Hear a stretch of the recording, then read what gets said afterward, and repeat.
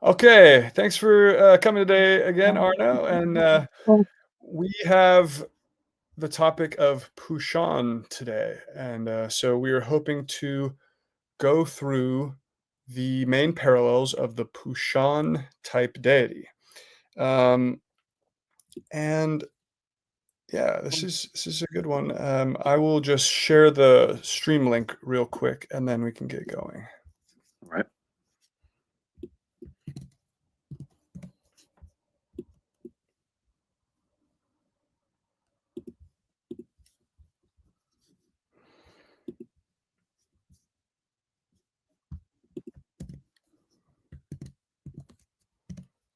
Oh my lord, this Homeric hymn is long. Excellent. And maybe you can just take a look and see which kind of section maybe would be the most pertinent. We could just jump to that maybe. I don't know. Yep.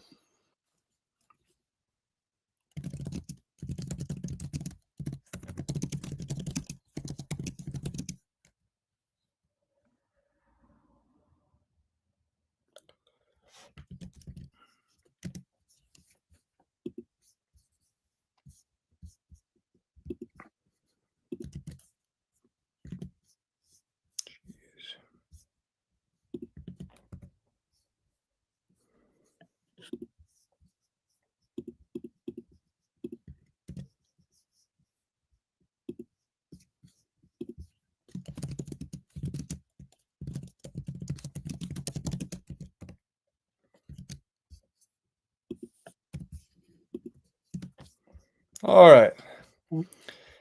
So yeah, let's start with the Orphic hymn, and I will just read from this, and we can get the ball rolling here. So.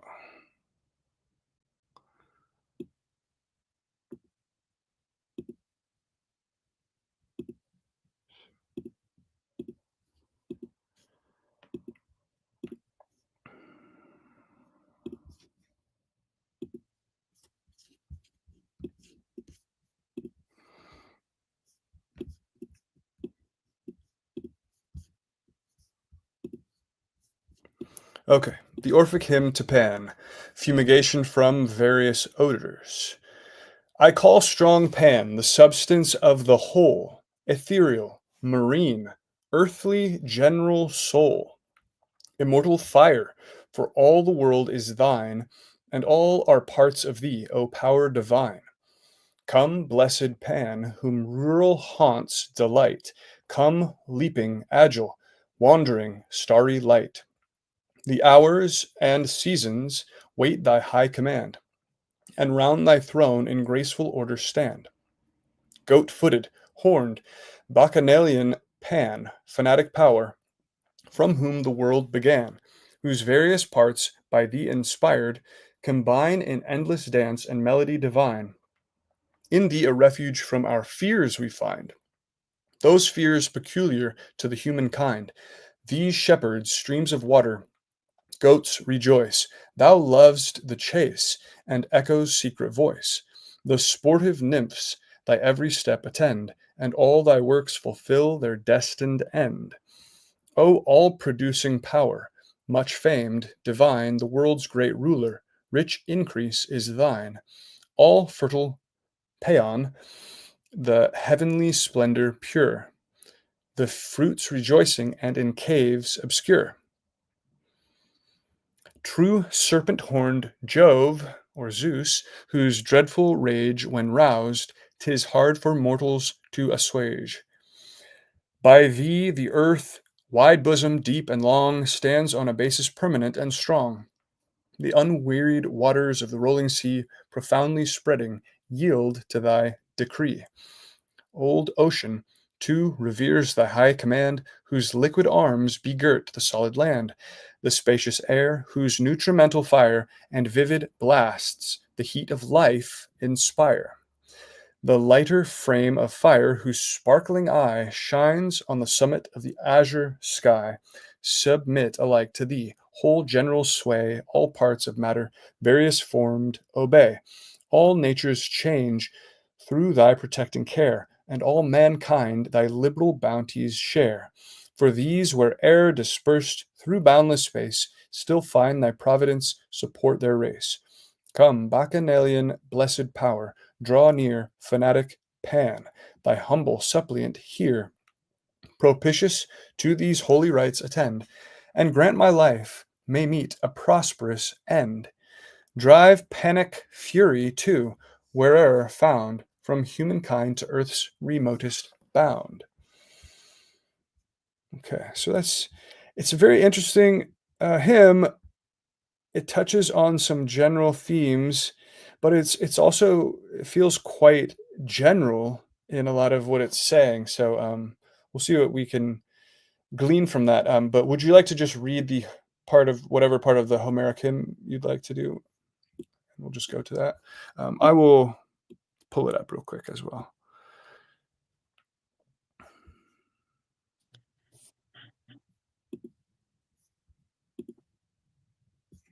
All right. I have to go to a different window, so let me know when you've got it on the screen. Okay.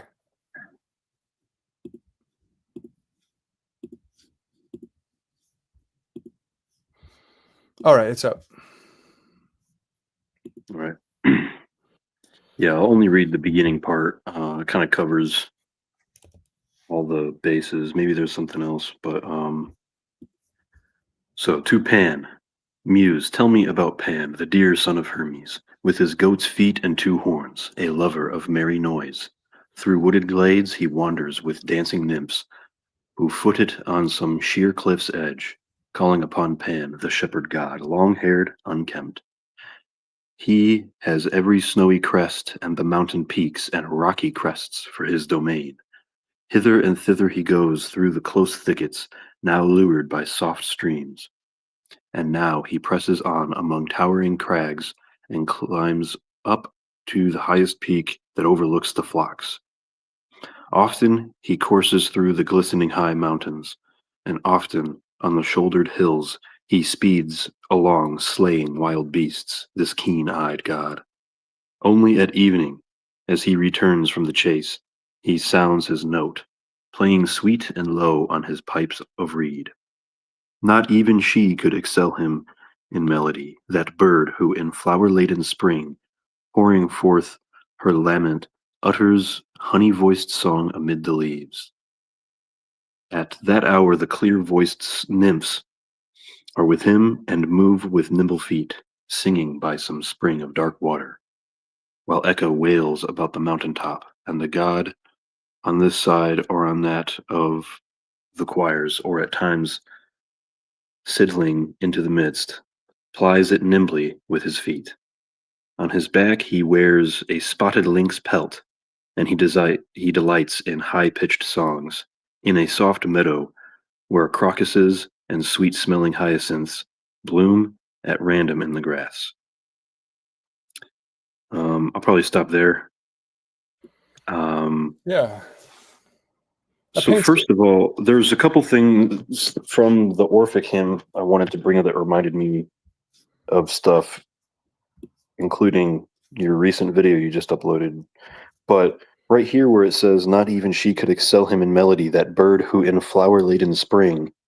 I don't remember the whole context to that, but if I remember correctly, it was Math and Gwydion who created Blodeuwedd, or Flower Face, for Hay. And I don't know if that had any sort of relevancy. Well, it's thematic. It's thematically similar, so Well, and she also was turned into an owl. that's a good point. Yeah. He is intimately tied with, nature and the wilds and animals and plants like this. So obviously, he has sort of a connection to making things bloom and running through glades and being a shepherd. So these are key images for what we're going to look at. And so this is why in my chart, I've loosely called this type the magician of the wilds or magician of the wilderness, because he has that connection to being of the wilds, potentially even in his Celtic name.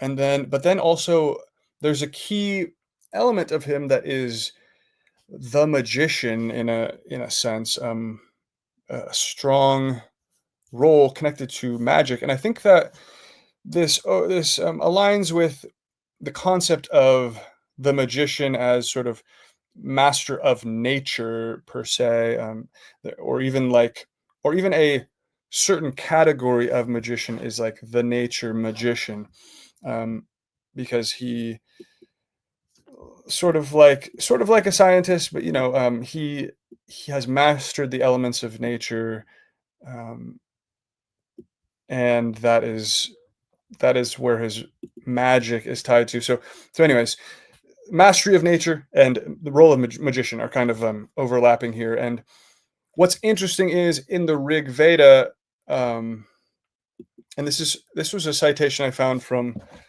Daniel's book on the Vedic gods, but he is prayed to in the context of magicians and conjurers. So it's an interesting connection, which let's see if I have the quote right here.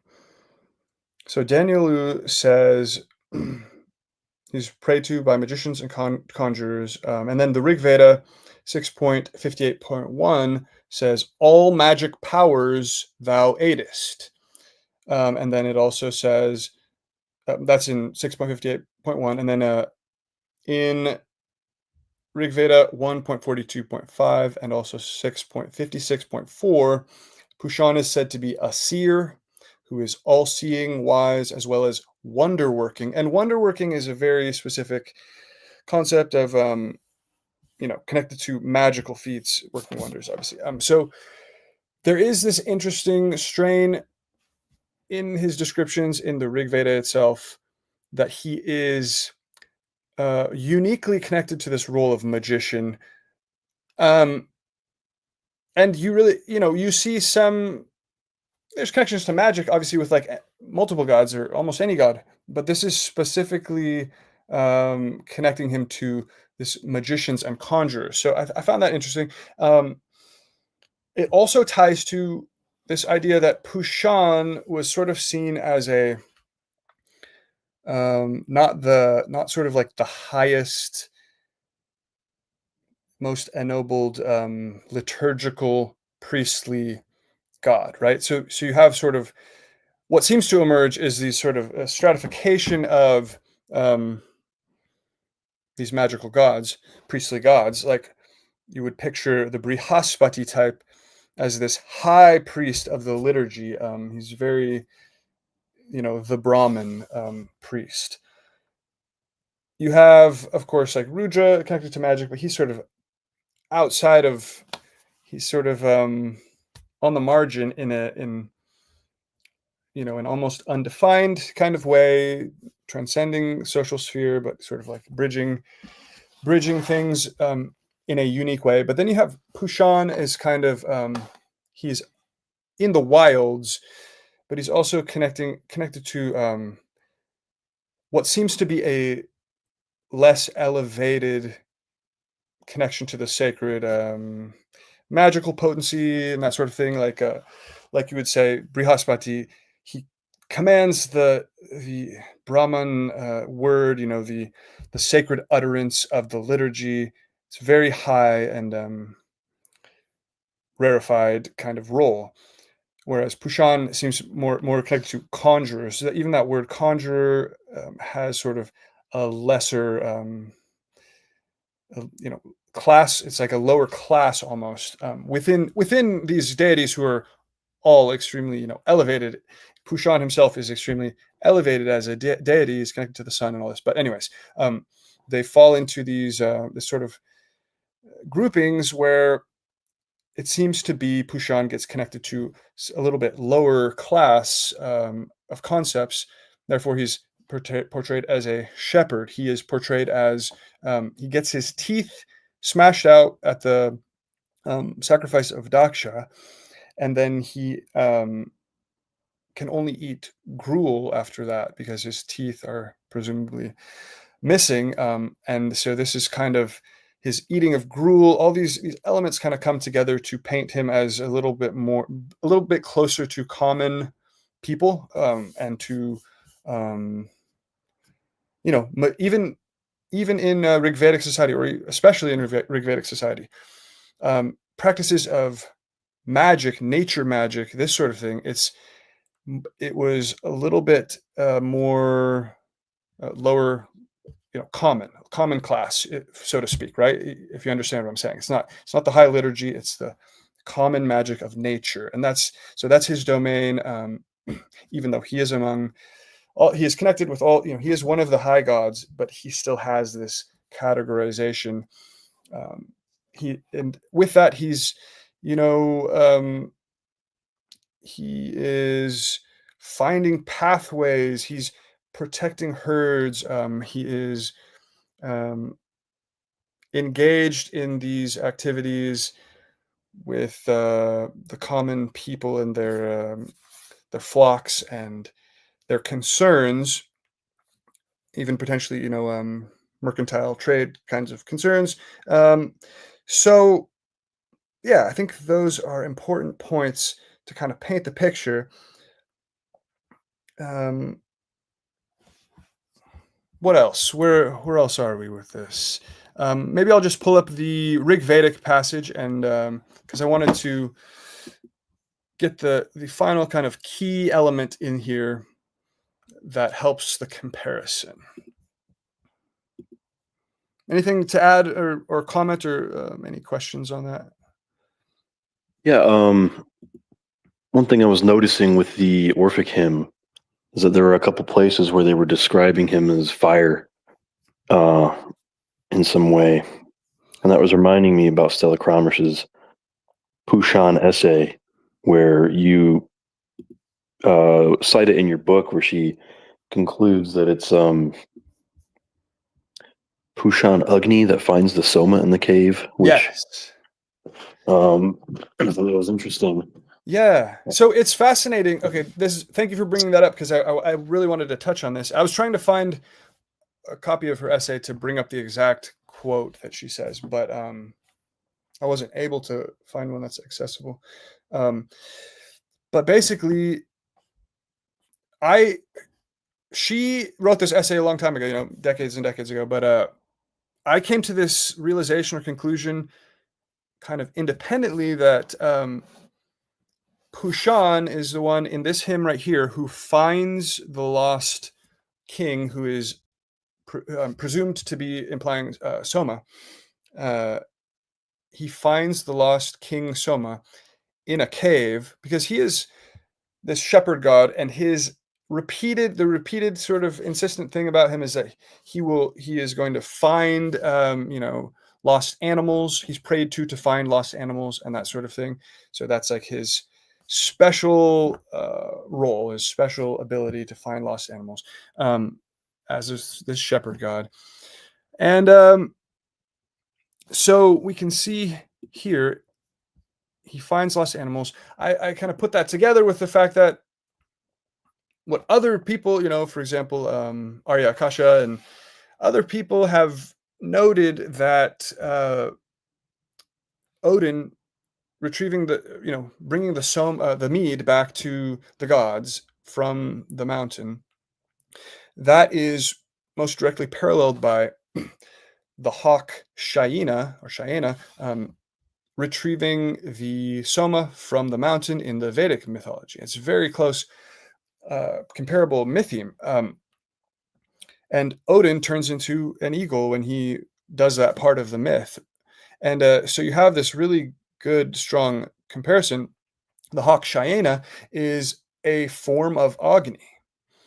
We know Odin is Rudra type, and Rudra and Agni overlap or are identified, so it totally makes sense from that perspective. And so they would, it would just be the Norse using Odin to instead of a separate god, a separate Agni. It's just he just is Odin. He's Rudra Agni or just Agni in that role. So, but then you have Pushan is the one who finds the Soma god like a lost animal. So the Soma god is being called like a lost animal who's been lost and hidden in a cave. So he's the finder, whereas in other hymns, Agni is the retriever of the Soma. So they're kind of disjoined mythic elements in these Vedic hymns that are just kind of riffing and just throwing out pieces of myths here and there in sometimes disconnected ways. But I kind of had put together that these, especially when you bring in the Celtic parallel, of course, because the Celtic Soma in this context is a cow, so it's a lost animal, quite literally. So that's what's amazing. This connection, especially in the Norse version, it's not an animal explicitly, but and then in the Vedic version, it's King Soma like an animal, and the animal finder god has to find him. But then so you can see how it can kind of go either way. But it's explicitly a cow in the Celtic version. So I was kind of realizing this, and then I found this article of Stella Kramrisch, and she quite literally brings these two sides together and says that it is essentially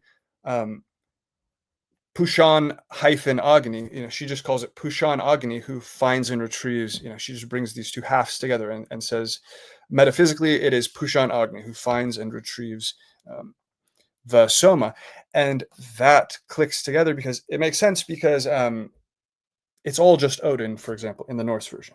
He's treated as it's not two parts, it's not two gods, it's just Odin finds the lost Soma, drilling into the mountain, and then he turns into his bird form, like as if he's transforming into his, the fire Agni role, to then retrieve and bring it back, carry it back. So you can see both halves coming together. The other thing that is fascinating once you put that together is that Pushan's implement, his tool that he's always referenced as having, is a drill, essentially, that he uses to like drill into people's hearts in sort of a religious kind of way. But it's whatever, a divine drill of some kind. Odin, when he's finding the lost mead, he literally drills into the mountain to get there. So that is a bit too coincidental, once again, when you bring all the other things together. To me, it could be a coincidence, I guess, that he happens to drill into the mountain, but he's specifically in that Pushanic role there, and he's using a drill, whereas a hand drill kind of thing, is Pushan's famous implement that he has. So let me just read these few passages here. So they're talking about bringing to the Soma draft and the Maruts, and then it says, like some lost animal, drive to us, bright Pushan, rather, him who bears up heaven, resting on many-colored grass. Pushan the bright has found the king, concealed and hidden in a cave, who rests on grass of many hues. And may he duly bring to me the six bound closely through these drops, as one who plows with steers brings corn. Okay, so essentially, who this king is has been debated a bit, but most scholars that I read say that it is Soma, or that it's likely to be Soma that he's referring to, and that Well, if I may, real quick, yeah, it's very, very likely that it is, since yeah, that detail of him being laid on grass is that's exactly very, it. yeah, it's sacrificial imagery in Indian stuff. The Purusha is said to be laid on grass in the Purusha Sukta when he's Yeah, sacrificed by the gods and sages and sadhyas. exactly. So there are these details of laying on the grass, the many-colored grass, and then other other details that kind of align with the Vedic mythology and how Soma is treated. I think you can, it's understandable for Vedic scholars to be like, we don't know for sure who this is, but when you bring it into comparison with the Norse and the Celtic Gaelic myth, it's almost undeniable, I think, that this has to be Soma, because you then have, Odin finding the mead in the mountain to retrieve it with his drill, and then you have, of course, Cian is the Gaelic parallel for this. Cian, the father of Lu, and Cian he's quite literally the shepherd. Okay, he's the shepherd of the Glas Gavnin, the wondrous cow Glas Gavnin, and Glas Gavnin is stolen away, as you can see in this Vedic passage. He has been concealed and hidden in a cave. Scholars that I've read, annotations that say this seems to be like he's been stolen away by demons or some demonic figures. He's been concealed and hidden in a cave. So they connect this to other sort of demons stealing the Soma motifs that we find here and there in the Vedas.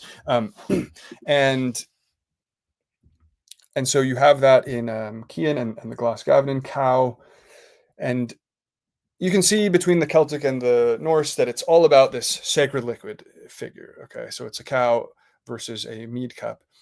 But there's too much that kind of parallels there, because once Cian goes to the Tower of Balor to retrieve the Glas Gavnin, he is aided by Balor's daughter, who helps him to steal it, and he sleeps with Balor's daughter, Enya, while he's there. And that's exactly what Odin does, of course. Instead of the Tower of Balor, it's the mountain of Suttungr, mountain fortress, and Gunnlod, the daughter of Suttungr, gives him, the mead that he's trying to retrieve, and sleeps with him at the same time. So it's I always want to say this is the identical story. It's obviously not the identical story, but it's such a close story that you can almost say this is an identical story in this kind of loose way. And yeah, you can you can understand how the sacred liquid could be pictured as an animal, as a cow who gives the wondrous milk.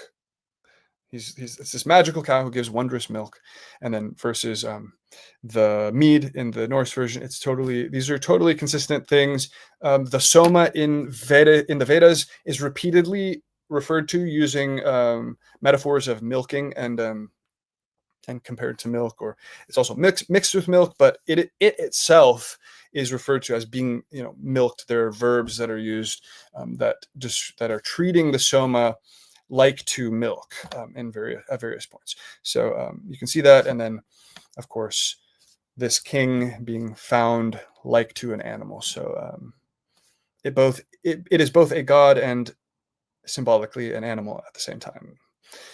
Yeah. Yeah, I'm wondering if this Pushanic like finding of the Soma in the cave would have some like a daytime cycle imagery there. If he's the light of the morning that either violates the night goddess or finds this god, which in India Soma is basically at some point in Hindu religion becomes almost interchangeable with the moon. And even Dionysus is called the underwater sun. I don't know if it's an alchemy or not. I remember Joseph talked about that, which is also nocturnal solar imagery. Right. So I'm wondering if that's like another version of this transition from nighttime to daytime, because what is it, the parallel to Cian, like and Kulhuk and Olwen, there's very obvious 24-hour I'm sorry, let me get the details together. I haven't read it in a while. Kustenin the brother of Ispathaden, if I'm pronouncing that properly. Yeah, Ispathaden in Culhwch and Olwen would be like Sutungur or Balor. Custennin is his brother, and he's very clearly, in my opinion, a parallel to Baugi in the Norse myth, where Odin appears to him in disguise and asks for his aid to enter the building. Arthur and Culhwch and their retinue go to Custennin and ask. He's willing to help because Ispathaden has killed 23 of his 24 sons, which to me is like that struck me as like 20, like symbol of 24 hours. Mm-hmm. And it was Sir Kay, the Thunderer, who vows to protect the 24th son with his life. So that's kind of Mm-hmm. the 24th hour of the day would be like that transition into the next day, kind of like from night into day. So it doesn't necessarily line up perfectly the symbolism of the time of day, but it's relatively similar, and it's interesting how you can see that in Wales and in India. And that kind of relates to that Savitar video because you talk about Pushan in that one a lot. Mm-hmm. No, that's Yeah, no, it's a great point, and this is another reason I wish I had the Stella Kramrisch article it's just called Pushan, Pusan. It used to be available where I could just pull it up online, but it's not accessible now that I can find. But she touches on this issue, actually. She describes, of course, I quoted this in my recent video, and the recent video that I just put out, it's a summary of a chapter of my book, but I recommend it for this topic because that video is key for the Savitar type, who is math, and also for the Pushan type, who is Gwydion, Cian, and then also for, of course, Lle. So they interlock in this myth, and it's sort of this reinforcing. It shows each of their roles and sort of the unfolding of the sunrise and the day sovereignty. And yeah, exactly like what you said, Stella Kramrisch talks about how Pushan and Savitar are both gods of the sun. But Pushan is specifically the god of the luminosity, the luminousness of the sun somehow, in a way that is sort of its generative potency to bring life. Whereas Savitar is, the impeller, the impelling force of the sun and the sunrise. So therefore, Savitar comes first, Pushan comes second in this causal chain of divine metaphysics that's being described, where she says that Savitar is the formal cause, and Pushan is the efficient cause, I think is how she puts it. But check my stream for that, or my book chapter. But essentially, Savitar is the sun god as well. They're both sun gods somehow, but Savitar is this impelling force. So he is the formal cause of the same divine solar power that Pushan is then the efficient cause, I believe, bringing that solar divine power into the world of generation. And that's why he's connected to nature and the flourishing of plants and animals. And that is his efficacy. That's why Gwydion is the one, I think it connects to Gwydion, even though it's a punishment of Gwydion. He is the one who mates with his own brother to bring about these three lineages, or three animal offsprings. And whether that's a metaphor for something like human groupings, or whether that is him fathering certain animals or certain principles, nonetheless, he's there as sort of this efficient cause, bringing things into generation. He is there with Math to generate Blodaiweth, the Flower Maiden. So it seems like, Math is there standing. Math teaches Gwydion his magic. Then Gwydion and him together combine their powers to generate Blodaiweth. Just like how they go to war together. When they go to war together, it's like Gwydion is extending sort of the power of Math into that active application in this sunrise, in this war, which is a metaphor for sunrise in reality, or a divine sort of depiction of sunrise in the metaphysical realm, so to speak. But anyways, yes. So you have them as both sun gods. One is sort of the causal, the originating cause, and then one is sort of the efficient cause, bringing that effectively into the world thereafter. But she also in this article, she goes into how there is this moment within sort of the arc of the day, the cosmic day, or whatever.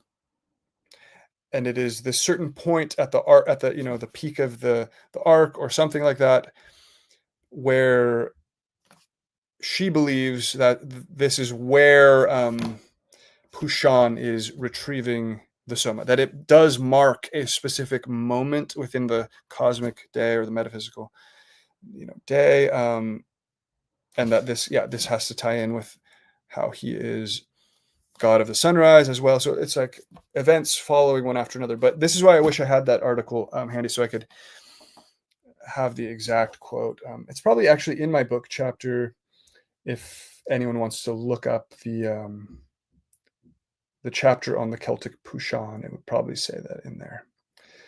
Yeah, it's a very interesting point to bring up, regardless.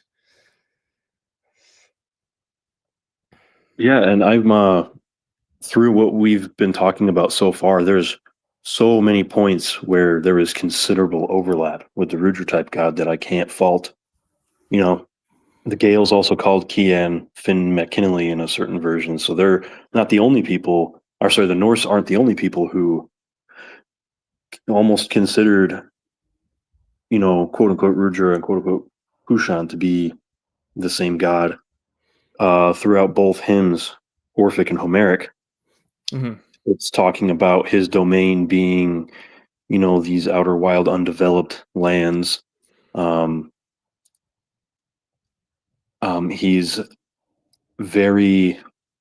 he loves music and dance quite a bit, which gets into other overlap of his, especially the son of Hermes with the Gandharvas, Mm-hmm. Mm-hmm. That's a which whole causes, nother.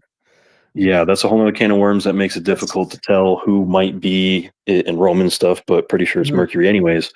But I think the difference between Pushan and Rudra as wilderness gods, I believe this might be when people type in using Dumazillion terms F4 plus or F4 negative, talking about the fourth function, meaning outside of the three societal functions. So to say fourth function is just to say outside of the bounds of society, and that plus or negative is, positive or, negative in terms of, their functions out there. One of the biggest differences I noticed is the Rudra type god is usually always seen as maiming or attacking wildlife, while Pushan's very clearly a shepherd god and a protector of animals. Even though Yeah. it does mention in one of the hymns he's slaying beasts, it's in protection of herds and other Mm-hmm. animals. Mm-hmm. Yeah. I know it is. It is. He has his own domain that should be like emphasized, which is why it's interesting to sort of see him being combined with the Rudra types in these two branches, the Gaelic and the Norse, at least. But he's definitely like his own god somehow. But he's being esoterically considered as part of Rudra in these other branches. Whereas, in the Vedic branch, you don't see anything that directly identifies Pushan and Rudra. I don't think, other than similarity of overlap of their domains of the wilderness and connections to magic, even Yeah. outsider magic, nature, things like that. Outside of the high high priesthood magic that is transgressive or even common. That would make sense with Rudra as well, of god of the margins and all of that. Rudra is associated, the Rudraic type broadly. You even see this with like esoteric descriptions of Saturn, even in later descriptions where Saturn will be connected with the kings and the slaves. It's like the extremes of both ends. He is like, just sort of encompassing by being the highest and the lowest at once is how Rudra is. And then Pushan has this sort of more common magic connections that can overlap with that. So it makes sense. But Pushan is very, one of his most prominent myths is that he has his teeth kicked out at the sacrifice of Daksha by the emissaries of Rudra. So Rudra, of course, spurred on by Sati, or however it is told, then sends Virabhadra and Bhadrakali to destroy the sacrifice and maim the attendants. And I think there's a version where it's just Rudra attacking, and in an early version, you know what I'm talking about. There's that version where it's not explicitly Daksha's sacrifice, or it seems to be Prajapati.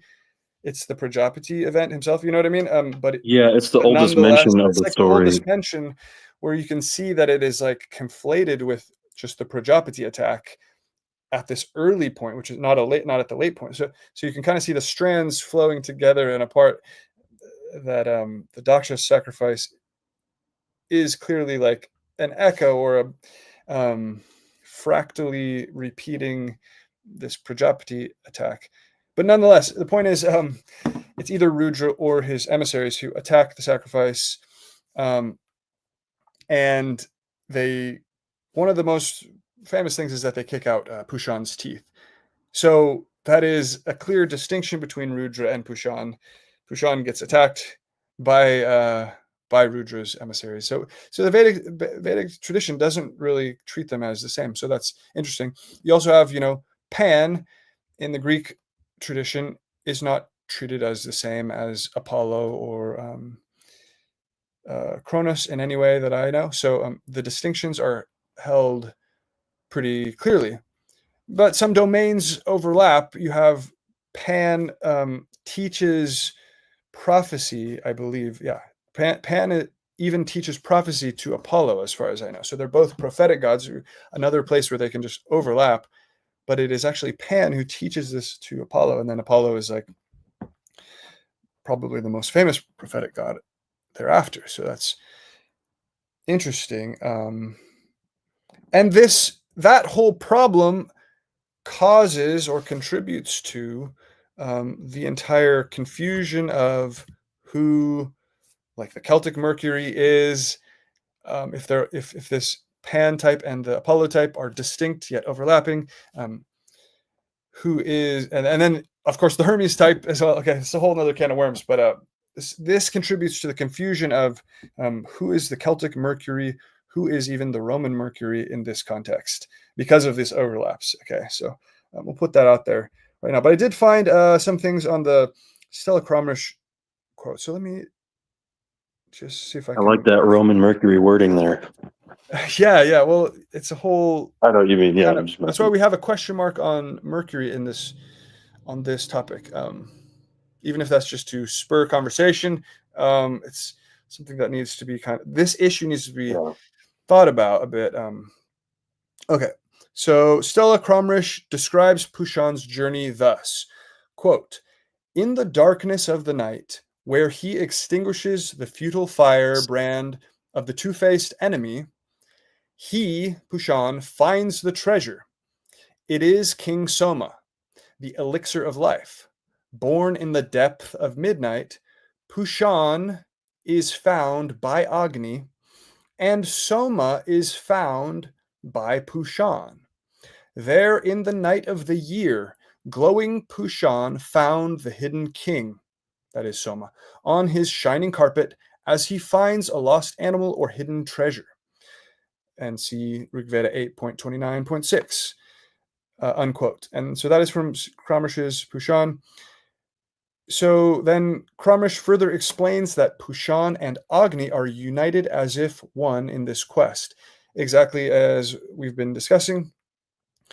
And she says, quote, Pushan, born in the pit, is the liberator and illuminer, the guide who leads to light. He is creative fire kindled. When, having been found by Agni, they are one. And see Rigveda 2.1.6. Agni-Pushan, the creative fire, finds Soma, the offering, the luminous, formative principle, the treasure, unquote. And so she quite literally says they are one in this quest, finding the Soma, they are Agni-Pushan. So, and she explains that metaphysically very, very fascinatingly, which brings it all together. So I always find that amazing that, maybe it's pretty obvious when you look at the Rig Vedic, when you look at the comparison to the Celtic and Norse, and you look at the Rig Vedic, that it just comes together this way. But I found it fascinating that she says explicitly what I was kind of noticing myself. It's always good when people come to things kind of independently. It seems to add weight to this being a real thing that is sort of unavoidable when you look at the data, I think. Yeah, absolutely. I think that Stella Kramrisch calls both Rudra and Pushan at some point almost one with Agni. Mm-hmm. Then, Well, yeah, even in that line there, it seemed to say that they quote unquote find one another, but then they are one. They are Agni is Pushan. She was kind of saying there. So anyway, yeah. Oh. Yeah. It was sort of highlighting that as more pretty uncanny overlap with Rudra. Both of them being solar as well. Rudra is said to shine like Surya. Yeah. And Pushan obviously being like Savitar is a face of Surya, who Pushan's an extension of, or the actor, or yes. But yeah, there is a distinction, though. I don't know if this would be proper, but I would say Pushan would be like fourth function positive, Rudra would be like fourth function negative, and he's obviously very different in much else of himself. But yeah, it's interesting. I just I know those fourth function things are useful, but to me, I get confused personally. Like I try to keep it within the three functions, or not to. I don't use functionality too much because of the fourth function things get very confusing. I think it is useful, but for communicating, especially to a broad audience, it definitely gets confusing. So that especially is a reason I don't try to go into it too much. But fourth function just means the marginal, the outside the three social functions, basically, that he is connected to that. So yeah, it's a good question. I wonder though if Pushan is connected to he's a shepherd, so isn't that within the functions? It's kind of a good question. Is he connected to the third function in a sense? I don't know, but at the same time, he's this magician who kind of it depends how you categorize that. But anyways, what else can we say? There are so many interesting directions you can go with this. Well, he's I think so I guess to comment on Mercury a little bit, the whole mercantile thing. So he's a shepherd god, but these gods are so much more complex than just like one-off titles and terms. They're really more useful for just having like an archetypal name to call each different one if you're talking in like a pan Indo-European or comparative perspective. But him being a shepherd god and a god that protects people on journeys kind of extends into like that. Most people that are traveling are trading or merchants, which would make sense how like merchant and Mercury have the same Latin root word, merx, I believe. But there's not much about the thing with Mercury. like many other Roman gods, is just, at some point completely Hellenized, and he's just another, name for Mercury, Hermes in mythology, not in ritual, but um, he's one of the few Roman gods that, or not few, he's one of the Roman gods we don't have very much, or honestly any, in his case, information on pre-Hellenization. So that's something Joseph's talked about, him being a Roman fellow Yeah. who has access to sources on these gods that in languages we don't speak. Mhm. That there's nothing that we have surviving on Mercury that isn't from a time where he isn't already I completely know. Yeah. syncretized with Hermes. Yes. But it makes sense that he would be the Pushan without any sort of narrative myths to follow based on his name and his functions in actual everyday Roman life and ritual, being a god of mercantilism that There is are like an reasons. extension Yeah. of, yeah, There are it's in a reasons more, to think that or consider that. I would. Yeah. It's too bad Josephus couldn't be here for that. For that particular question. So, but we can get into that when we touch on the Hermes question, if we get a moment. I did just want to add that. So you have this concept of um, Pushan Agni and how the Pushanic role is the finder. The Agni role is like the bringer back, the retriever. Obviously, ideally, in a bird form, in a hawk or eagle, as in Odin and Agni, Shayena. But so we have when you bring it to the Gaelic story, it is Cian. Cian is the shepherd, so he's pretty clearly, and he's the one who retrieves, finds the cow. He's pretty clearly the Pushanic role. And remember, this is like one of the only narrative stories in the Rig Veda about Pushan. It's not like he does that many sort of that many things. It's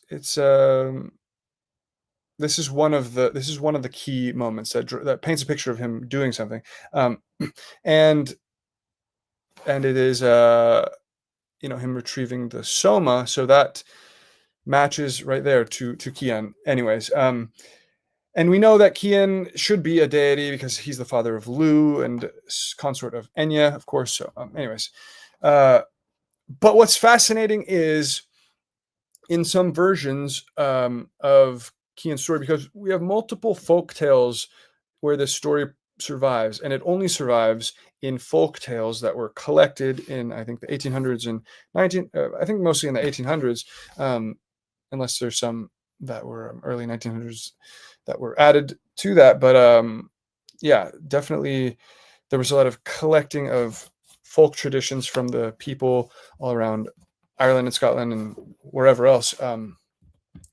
But so they have multiple versions from different regions of this tale. So I think some people question this tale because it's like folklore based, which I think is a little bit silly. When it ties into the gods, it has these strong parallels where it all makes sense, and it's from multiple places in Ireland that agree on the key details. It seems to go far back. You can't just uh, throw things out just because it's lore, because folklore collected in the 1800s, and things like that. You got to use all the comparative methods to verify and see how things are authenticated. But what's interesting, right? We have the Pushanic role of Kian retrieving the cow, but then in more than one version, there is you have Mananon who appears suddenly after he's stolen the cow. After Kian's stolen the cow, Mananon uh, comes and ferries Kian back with the cow. So Mananon, as I've discussed, is the Agni type.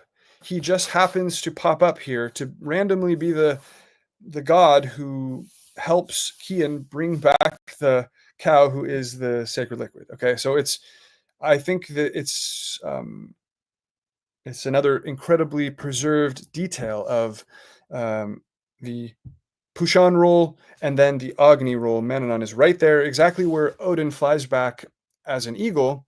You instead have Mannanon in his boat ferrying Kian back, and it's just too coincidental. Of all the gods that could just pop up, of all the figures that could pop up, why does he need to be there? They could have had the story where Kian just goes back on his own, but instead, randomly, Mannanon comes. Anyways, Kian got there. Kian got to this island on his own or with Birog, the druidess. She brought him there, usually, and so there could have been a different way for him to get back. But of course, Mannanon has to just pop up here, and I've shown in my other videos that he is Agni, and so this is another reinforcing piece showing that he is Agni also, because in all these different places where you expect the Agni, Mannanon just happens to pop up in that role. So if anyone is skeptical about Mannanon being Agni, why is he here in this Agni role is another point. So yeah, let's see.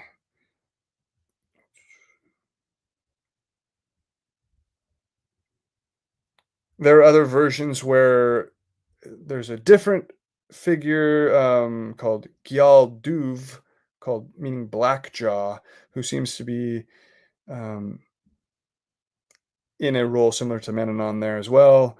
Black jaw. So there could be versions where it's like the fire god under a different name as well. I'm not sure. But anyways, and then so this ties to this question of James Fields. I'll just answer that. Could Baugi be Pushan? So I think not necessarily, because of what we've been describing. The finder is really Odin. He drills into the mountain with the help of Baugi. Obtain the mead. But it is really Odin, is really Kian. Kian is called Finn MacKinley.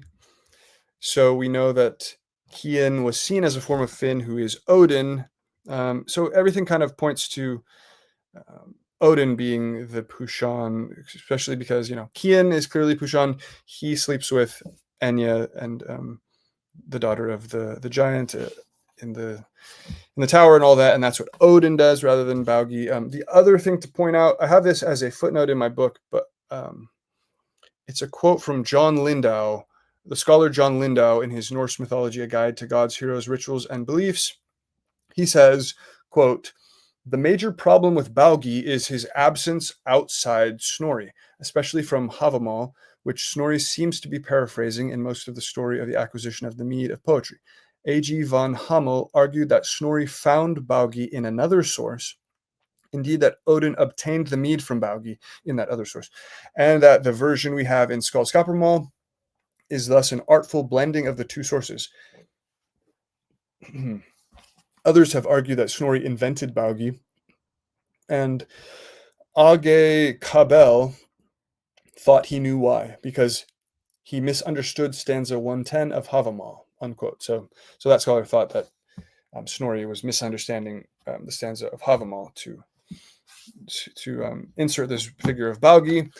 Anyways, Baugi, he could come into play in this. He could be some aspect of this, or he could be sort of an addition in the Norse tradition, maybe due to thanks, Arno. Sorry, maybe due to Snorri trying to put things together and trying to make sense of things and interpret, and either making a misinterpretation or combining variant traditions. That could be why Baugi is there. But really, you see that Pushan and Kian are in alignment, and Kian really is in alignment with what Odin does in all of his myths. So yeah, hopefully that answers that question. Isn't there an older, or not an older version, but a specific version of Zeus's infancy where Pushan is present when exactly, he's being hidden by Gaia? Yeah, you're bringing up all these key points, which really show that Kian / Gwydion is the Pushan type. It's again, once you get these mythemes in place, you see the same god type popping up in the right spot, and it's like, well, this sort of repeatedly confirms that we're on the right track. So let's see if I have I'm sure I have it here somewhere. But essentially, if I'm not misquoting this, what happens is that Pan takes Zeus to be nursed, I think and there is, of Sounds a course, lot like Gwydion taking away there's Shay. Amalthea and Adrastea and Ida, I think. Amalthea, these are the divine goat and the nymphs who nurse Zeus. But I think it is Pan who facilitates this in some way, which I go into in my book chapter. I think he brings them to them. But anyways, Kian, of course, has father's Lu in his story. So but he is also being treated as Finn / he is being treated as an aspect of Finn by his name, in at least Balor on Tory Island. And he then gives Lu to be fostered by Taltu. So that's a very similar motif right there. But even more close is that Gwydion is, and this is interesting because Gwydion is not explicitly said to be the father of Lle. It's this vagueness, but it's being implied rather heavily that he is somehow the father.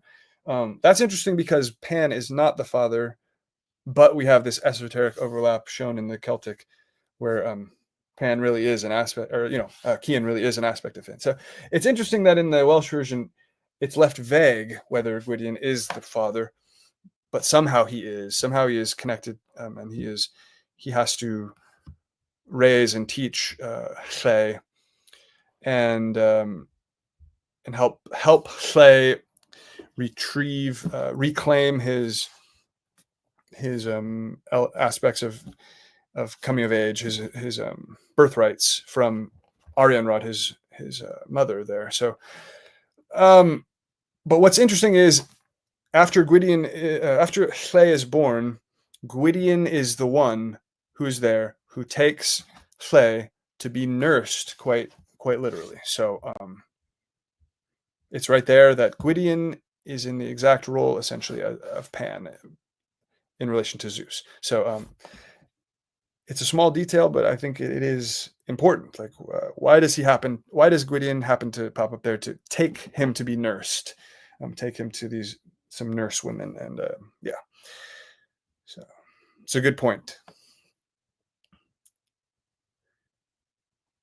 I think another small detail is kind of unrelated to that whole myth you were just talking about, but remember when I was editing the Odin video for you, there was I forget the poem that this one is in, but you were quoting a poem mentioning Freki and Gary, but in that same stanza, it said that Odin, he gave the meat to his wolves. He didn't eat. He only drank wine. Wine was his only food,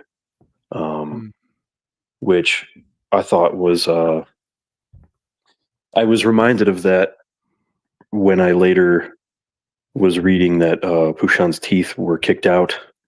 I'm not really sure how that lines up very much because Odin's all composite. Okay. Yeah, I see what you're saying. I know. I've wondered about this motif of the teeth being kicked out and only eating gruel. I've wondered about that, if that's just a Vedic development, right, or if that has anything else that we can because Kian is also called Skalbalb, I believe. You know Skalbalb, and then I don't really know the exact meaning of it, because there are different readings of what that means exactly. So anyone can chime in on this, but if you look up Skalbalb right now on Google, it'll say that it means something like silent or dumb, as in mute, champion, so that he's being referred to as silent, or I believe it might have been Fortress of Lu connects that to like a murmuring, or maybe the word itself can connect to murmuring as well. But anyways, silent, but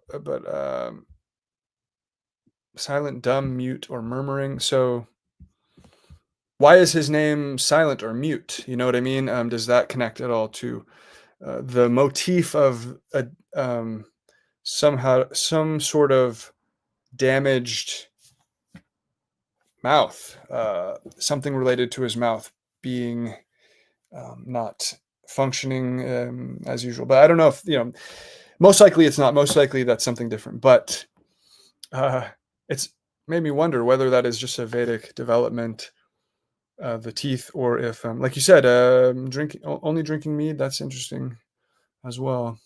So it's anyone's guess, kind of. I don't know if we have enough evidence to really know. Dawn is also known as toothless, says Brian. So that's quite interesting. A motif like that, it's always possible, can shift to a different deity in a different branch, or it could be a completely separate kind of concept for dawn. Yeah, it could have been something like I brought up to you not too long ago about there being tropes that apply to multiple gods rather than it being an archetype of one, and it means that all Yeah, exactly. So things can float and be swapped around. Things can be attributed to a different god, and things can change. So that's why we try to have as much of a holistic, structured view of some of these things, so you can see what things are kind of core and what things are kind of vague, or motifs that can be shifted around. Yeah. I don't necessarily know what the toothlessness could mean. I'll have to think on that, but I do think it's interesting that you have. I mean, when Rudra is injuring and maiming everybody at the Daksha Yajna or Prajapati's sacrifice, depending on the version, it's not necessarily personal between him and Pushan, but it's interesting that you have the more malevolent presence of the marginal space attacking the more benevolent force within the marginal space. Right. Yeah, and that's interesting, because you're right. Pushan is like, has a benevolence about him. He's described as whatever, glowing. Pushan, he's like sort of a nourisher in a sense. He's like friend. He has a sense that he's friendly. I think he's like friend of Indra and that sort of thing.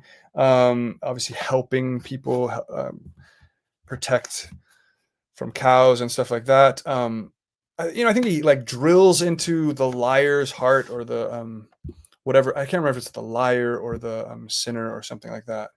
So that's the one sort of like frightening aspect, but it's like that's obviously presented in a positive way. Like sin or lying is bad, so he's going to drill into the sinner's heart. But overall, he's sort of this like a friendly, amiable figure, which it's interesting to see. Like Gwydion, he is very he's like the storyteller who's also very tricky, and he tricks Pryderi out of the pigs of Anuin, the underworld pigs, because he uses his magic, his nature magic. He transforms a bunch of like mushrooms into an illusion of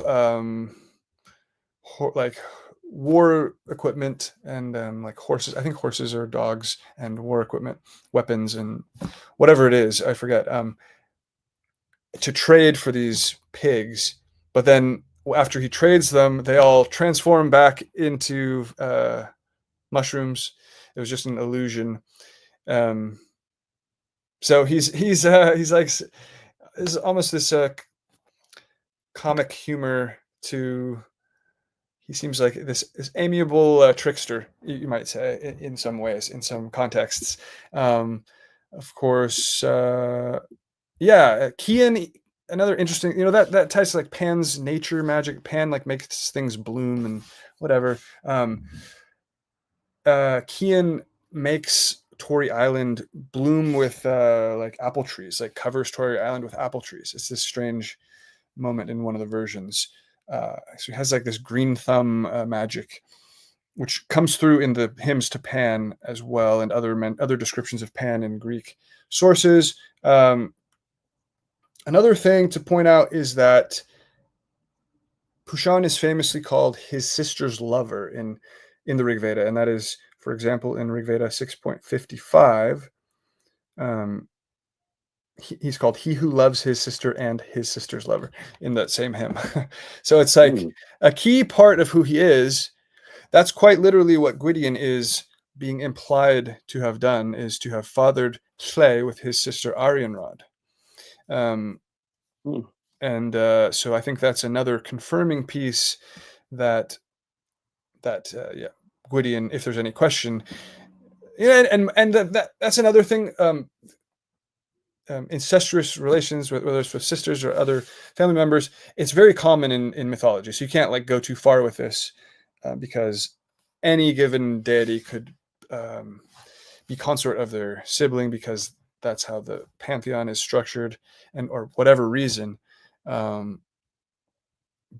it is very coincidental, once again, on top of everything else, that Gwydion is being implied to have probably fathered Lle with his own sister Ironrod. If that is true, and if things stayed consistent, which we don't know if they stayed consistent in who Arianrod would be in that context, could have changed to a different goddess, of course. But in the Rig Veda, that goddess is Surya, the female sun, or either female son or daughter of sun, however it is looked at. So the possibility is then there that Arianrod could be the female, the Surya, which I think is a reasonably good bet. Yeah, that's a whole nother topic, obviously, but yeah, no, that makes a lot of sense. yeah. And I wish I knew more. She doesn't seem to be the same as Enya. She doesn't seem to be Saraswati. Arianrod. Yeah, sorry. Yeah, no, her name means something like silver wheel or something like that. Mm-hmm. And that's another thing, is I think it's been debated whether it even means silver. I think with some of the manuscripts and things like that, there's some doubt about it actually meaning that first part of the name even actually being Aryan and meaning silver, and that it could be like Aron. It could have originally been Aron and has a different meaning. So That's true. either the sun could be implied as just being called silvery if they wanted to, but I think there's a good chance that it was being assimilated to the word for silver because it was similar, and they got changed over time to silver, from an originally different word. But it's another mystery. Yeah, That would make sense. That element of her name is spelled differently than the word that does mean silver in Keith's name, Keith exactly. Errant or something like that. Exactly. So there's I've seen some serious doubt on the reading that it would be silver, and I think people want to take that as a clear indication of who she is. Oh, silver wheel, she must be like the moon goddess or something. You know what I mean? So people want to grab hold of that, but I think it's in question. So, but back to the Pushan type. Was there anything else before? I wanted to go into sort of the Hermes question, unless we had any other points on Odin and Cian. You can kind of see the picture there that Gwydion is in the same basic position as Cian. Cian's myth is more full, and you can definitely see Cian as the shepherd who retrieves the Soma. And then Merlin, Merlin, that's it. In my book, I go into how if Merlin is growing out of the Welsh pantheon, and if Gwydion is indeed Cian Pushan, then Gwydion seems like biggest, at least, influence on on the figure of Merlin, and that's debatable as well. But he's one of Just the a short, key. just a short mention though. I don't think you cover the Pushan god in your Iliad Mahabharata comparisons in your book, but I would say Myrtilus and Kendama, the magicians that curse either Pandu or Agamemnon's ancestor Atreus, would probably be And pretty do they good. have some similarities with Merlin in particular, or did that draw your attention to Um, that point, or is that just yeah, an so additional point?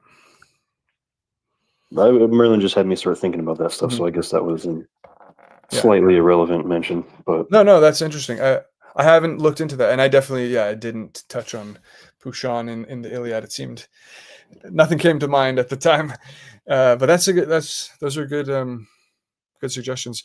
Okay, so for Merlin, like Merlin's relationship to King Arthur is very similar to Gwydion, kind of teaching things to Slay and being this wizard, this magician type. And I think that's why this whole concept of the Pushan type actually indeed having a special relationship to magicians and conjurers is perfect for the Merlin parallel. And then you see that, of course, coming through with Gwydion. Using, especially Gwydion does this illusion magic. That's what Merlin makes, these illusions, even in like the birth stories of King Arthur, where Merlin causes illusions to come about, to bring about his ends, whatever they may be. So I think it's possible Merlin is like, a conglomeration of different druidic motifs, even, from different deity types. That seems reasonable as well. But he has this special relationship to, as sort of the foster. He's almost like a foster of King Arthur, or at least a teacher, his teacher position, which is similar to Gwydion and Llay. And you can see it if it's coming out of the Welsh tradition. That is a dominant story in the Welsh tradition. So it seems hard. It's hard to believe that would not have been influential on Merlin. And also, Merlin is called Merlin, uh, Merlin of the Wild. It's like Wisht, or whatever, however you pronounce Wyllt, Wisht. Um, and yes, thank you, James Fields. There's so many points, and this is the next one that I wanted to touch on. So this will tie it in with this. But anyways, Merlin is called Merlin of the Wilds. He famously, in sort of his proto stories, he goes mad. There's this motif as well in Welsh literature of some people going mad in a battle and then going into the wilds, and they become wild. And then that is the Merlin story. While he's in the wilds, he he sings poetry to an apple tree, and he's kind of gone a little bit crazy. But he has this famous poem to the apples. And when he returns from the wilds, he basically has power of prophecy. Prophecy, once again, is connected to Pan. Pan is the god who teaches prophecy, even to Apollo. All these things come together in a fascinating way. Where, Pushan is this somewhat rough around the edges god of the wilds, but in a sort of amiable way. But then he comes back and has power of prophecy, does Merlin, and then of course then he has the story with Arthur and is in that position. So it's very similar, especially because King Arthur has this cuckolding motif with his handsome friend, or whatever, Lancelot, his knight.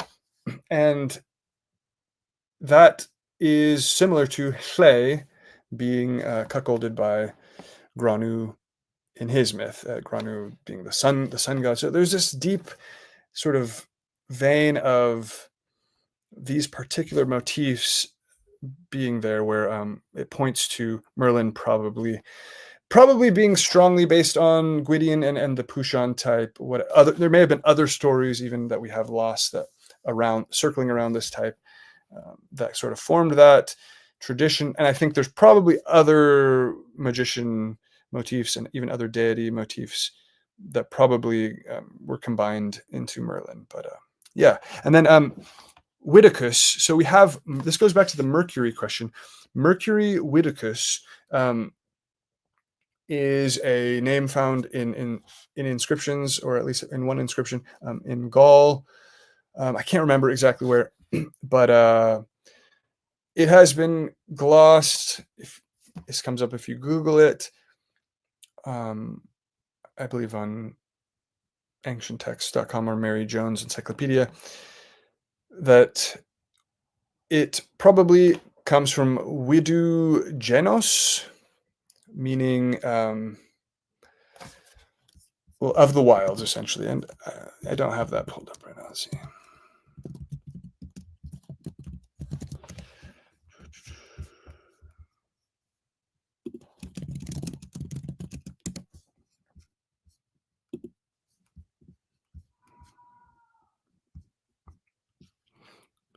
Mercury of the wilds, or Mercury the woodsman, like Widu.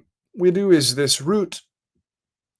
Widu coming from, let's see, Widu can come from wood, but Mercury, let's see, Wid can come from seer, sea. I wish I had the Mary Jones one.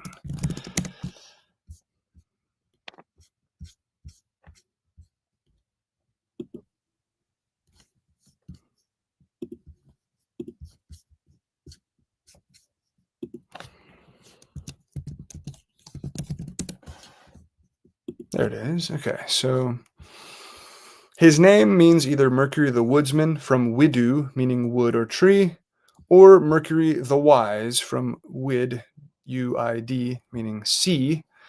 And indeed, in Celtic belief, there may have been no difference, or not, they may have been overlapping concepts at least. His name is related to that of the Welsh figure Gwydion, the nephew of Math and father of Lle. Gwydion himself would derive from Widu Genos. So you have Widu Genos, meaning like born of the woods, and Widucus, meaning just like of the woods, I think. Or actually, it's like a patronymic, it says. So like son of. So like son of the woods or born of the woods. So they mean essentially the same thing, is what she's saying here, making Witticus and Gwydion essentially the same name. So that's a pretty incredible parallel there. Also, that etymology of the woods really confirms this this concept that he is the magician of the woods, aka the wilds. Pushan is connected to wooded wilds, wooded mountain sides, and things like that. So yeah, so then you have right there also this, what is actually, we can see as a pan type, because Pushan goes to pan etymologically much more clearly. And I can even read the summary of the pan Pushan parallel. But scholars have, I think, long established that pan and Pushan have a strong case for coming from the same word linguistically. M.L. West summarizes the parallel as both are pastoral gods with a special affinity with the goat. So Pushan has his cart pulled by goats, and Pan has goat feet, of course. So Pushan has goats to pull his car, Rigveda 1.138, etc. And goats were sacrificed to Pushan occasionally as well. Pan has goat's legs in the Homeric hymn, etc. Both have bushy beards and keen sight as well. Pushan goes about surveying everything, see Rigveda 2.40.5, etc. Pan roams the mountains and climbs the peaks to view the flocks. Pushan follows and protects the cattle. In Rigveda 6.54, etc. He is a producer of cattle as well, Tataria Samhita 2.1.1.6, etc. He is a guardian of roads who protects the wayfarer from wolves and brigands, Rigveda 1.42, etc. Pan's province includes the rocky tracts in the Homeric hymn. And in Hellenistic Egypt, he was also worshipped as, quote, a god of journeying. Unquote. Okay, so that's the West passage. So you can see this parallel has strongly been established by scholars that Pan and Pushan are parallels. And so you then we have evidence that this Wittocus is being called Mercury instead. So we kind of can say, okay, well, the Mercury name is sometimes attached to what is actually the Celtic Pan. So there's some confusion there in the interpretatio, which isn't surprising, but it does tell us something about how they saw the Wittocus, and they thought to themselves that it was Mercury-like instead. So that then goes back to the Pan and Mercury being close and overlapping and sort of hard to distinguish. And so one of the key things here as we kind of wrap up, and we'll go into more of this hopefully if we do a Hermes Gandharva stream.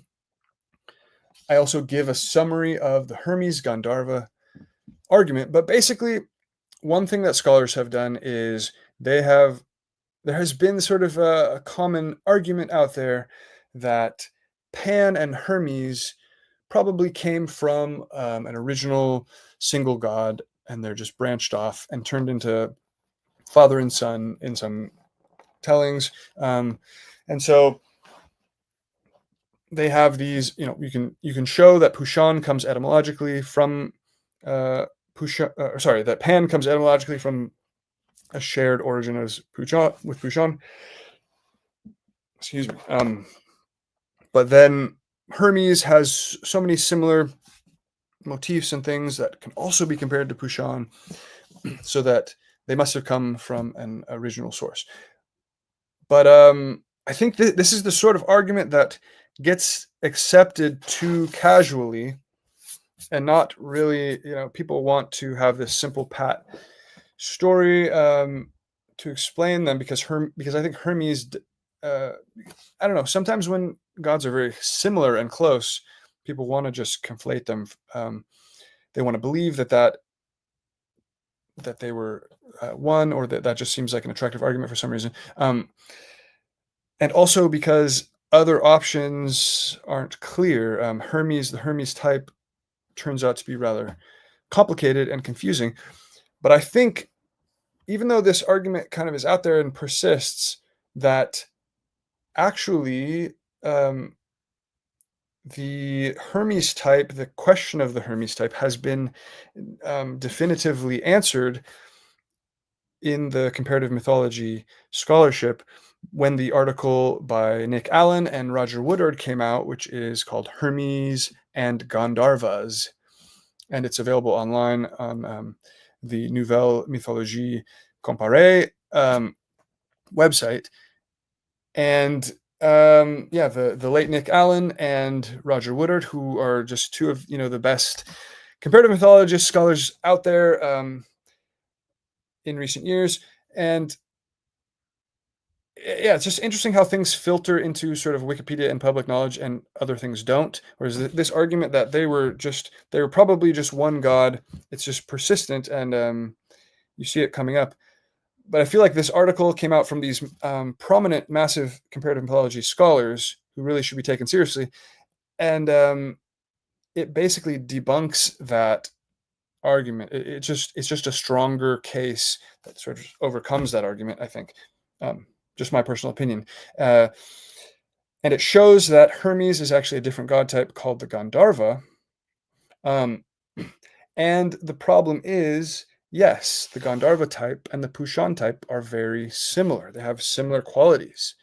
They are both connected to things that involve going about on paths, and the Hermes Gandharva type is a messenger type.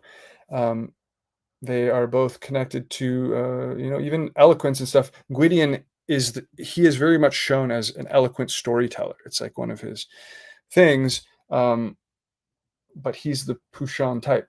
The Gandharva / Hermes type is the god of speech, essentially.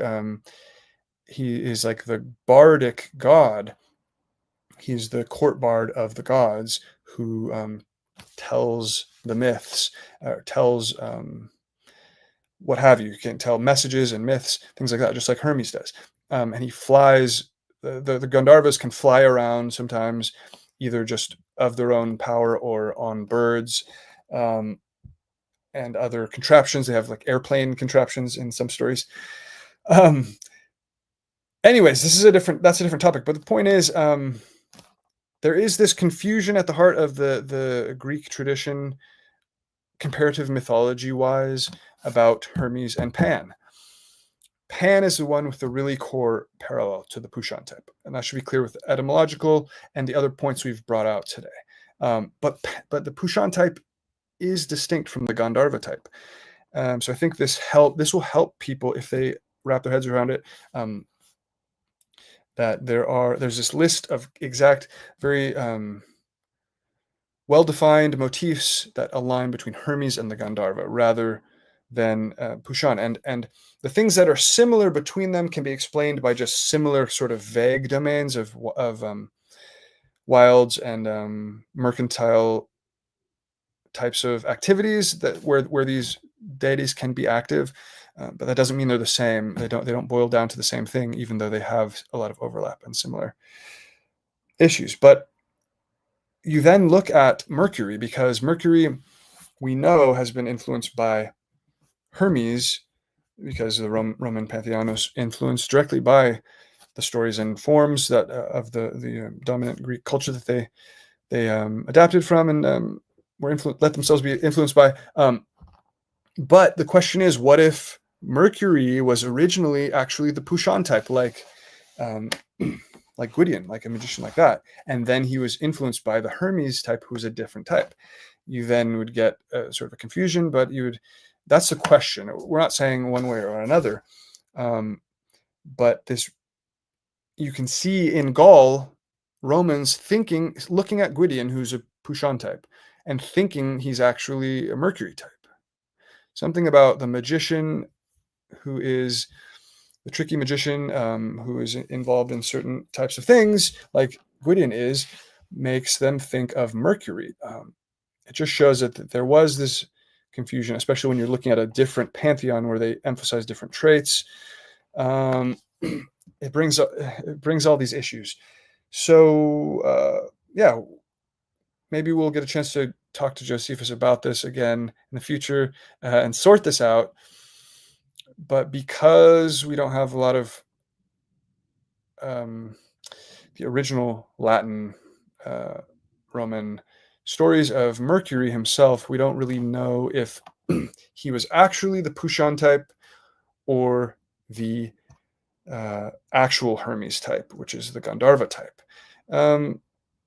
So yeah, because if he's not the Pushan type, then who is the Pushan type is the other question. And why are the Romans thinking that Pushan is Mercury, that Gwydion is a Mercury when he's really? Why is the Mercury label being applied in that way?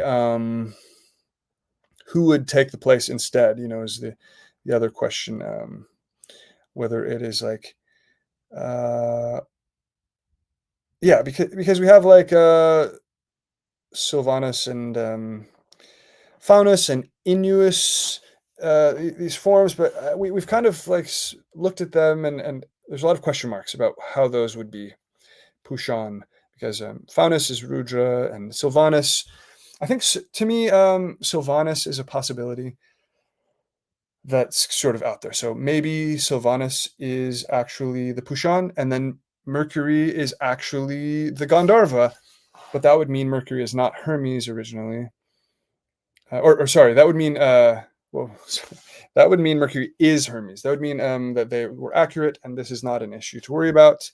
But that would mean that, of course, Mercury. Widicus is not really Mercury, but he's, but he's actually a Pan type. Okay, so there's a lot of confusing issues here, so I apologize. But the other thing is, when the Romans look at Odin, they think this is Mercury also. So, but Odin is, more prominently, when we look at the aspects, he's more connected to the Pan role that we just discussed. Another reason to think about whether Mercury could really instead be Pushan. That would make Mercury actually an accurate parallel of at least part of Odin. But then again, that might not be the case. We're just kind of spitballing with this. But this is why there's a question mark around Mercury. He seems okay. There's a good chance he really is the Pushan, but that would make him equal Pan and not Hermes. Okay, so keep that in mind. If you want to make Hermes equal Mercury, then you would take Mercury out of the Pushan parallel. So hopefully I've drawn those lines clear enough. And when we discuss Hermes, we can go into more of that. But once again, it's like you have Mercury, and he's been so overlaid with Etruscan terms and Greek Hermes that it's hard to get at the basis. So you can either assume that they were right and that he really is just the Hermes type, but then he would not be Pushan, and that would be an error. Basically, if Mercury really is Hermes, then it's an error to conflate him with Pushan ultimately. Okay, so any questions or anything to add on that, Arno? I got to kind of wrap up here, and hopefully I touched on the key points. Yeah, I'm good here. Okay, and that is a fascinating issue. Hopefully we can get into more, with the Gandharvas, and hopefully Josephus someday can tell us 100% whether Mercury is Pushan/Pan or Hermes/Gandharva. All right. Well, thanks, Arno, for discussing with me today. The Magician of the Wilds. We touched on a lot. There are so many different strands. I was kind of worried we wouldn't hit on, and I think we did. We gave it some justice. So the Magician of the Wilds. He connects with the sun, but also has this esoteric overlap with the Rudra type, especially in Irish. In Gaelic, you could even argue that it's there with Gwydion, I think, potentially, but definitely there with the Norse. And so thanks to everyone for watching again and commenting, and we'll see you next time. Yeah, thanks, man. All right, thanks. Have a good one.